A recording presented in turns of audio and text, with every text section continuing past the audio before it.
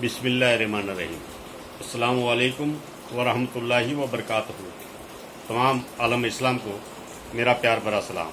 मैं आपका मेज़बान अनवर हुसैन खलीफा संजरी टूर्स एंड ट्रैवल्स आयोजित गढ़शीसा और ग्रीन कच्छ के माध्यम से आपकी खिदमत में जिस तरह से हम सवाल जवाब का प्रोग्राम माह मुहर्रम के मुताबिक आपकी मोहब्बत से, आपके प्यार से और आपकी फरमाइशों के मुताबिक ये सिलसिला जिस तरह से जारी है, हमने आपकी खिदमत में कल 7वें सवाल में 3 सवाल किए थे, तो उसके मुताबिक आज 7वें सवाल का जवाब और 8वां सवाल आपकी खिदमत में पेश करते हैं।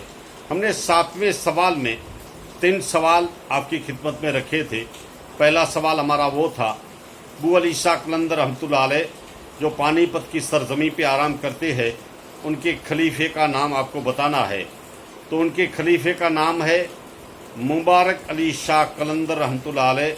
वो पानीपत में अबू अली शाह कलंदर के पास ही आराम करते हैं और अबू अली शाह कलंदर रहमतुल्लाह अलैह अपने ज़माने में अपनी जगह यही रखी थी कि मुझे इस जगह पे दफन किया जाए। लेकिन उससे पहले इनके जो खलीफा थे मुबारक अली शाह खिदमत करते थे, बहुत प्यार करते थे, बहुत मोहब्बत करते थे। तो उससे पहले दुनिया से पर्दा कर गए। तो जो अपनी जगह चुनी थी वो जगह मुबारक अली शाह कलंदर को अता कर दी और उसके बाद इससे पहले उनकी जगह अबू अली शाह कलंदर जहां अभी आराम करते हैं उस जगह पे अपना आसियाना बनाया। और आज भी इस मुकद्दस दरबार में ये रस्म है कि इसके दरबार में जब भी हम जियारत करने जाए तो पहली सलामी खलीफा मुबारक अली शाह कलंदर की बारगाह में हाजिरी होती है और उसके बाद अबू अली शाह कलंदर के मुकद्दस दरबार की हाजिरी होती है। ये हमारा मामूल रहता है। और दूसरा सवाल हमारा आपकी खिदमत में ये था कि गुजरात काठियावाड़ की सरजमी पे वो महान वली कामिल कौन है जिसको रोज देखकर एक हिंदू ब्राह्मण बापू सलाम बापू सलाम बापू सलाम कहते थे। तो वो वालिये सोरठ जूनागढ़ की सरजमी पे आराम करते हैं। वालिये सोरठ मोहम्मद शाह रहमतुल्लाह अलैह, उनका मुकद्दस दरबार जूनागढ़ की सरजमी पे है। वो जहां बैठते थे वहां एक ब्राह्मण पंडित डेली सर्विस वहां से गुजरते थे। दूर खड़े होकर बापू सलाम 3 मरतबा कह के चले जाते थे। लेकिन ये मामूल बहुत सालों तक चला। एक मरतबा ऐसा हुआ 3 दिन तक वो हिंदू ब्राह्मण वहां से गुजरना नहीं हुआ। तो महान वली कामिल को ऐसा लगा कि क्या हुआ, वालिये सोरठ को ऐसा लगा कि 3 दिन से वो ब्राह्मण पंडित यहाँ से गुजरता नहीं है, क्या बात है। उनके खलीफे को और जो शागिर्द थे उनको कहा, जाओ तुम तलाश करके आओ, ये रोज आता था, आज 3 दिन से नहीं आया है, क्या बात है।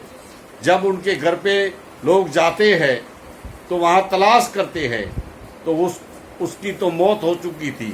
और मौत हो जाने के बाद उनके रिश्तेदारों ने शमशान ले गए और ये माजरा हुआ, शमशान में 3 दिन तक आग उस अर्थी को छू न सकी, उस लाश को छू न सकी।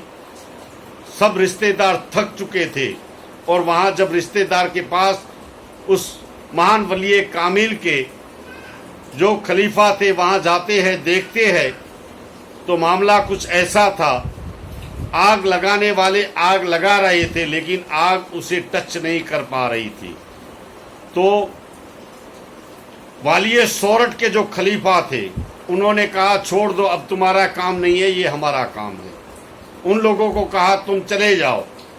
तो वालिये सोरठ के जो खलीफा थे उन लोगों ने उस लाशे के पास जाके कहा, वालिये सोरठ ने हमें भेजा है, उठ जाओ।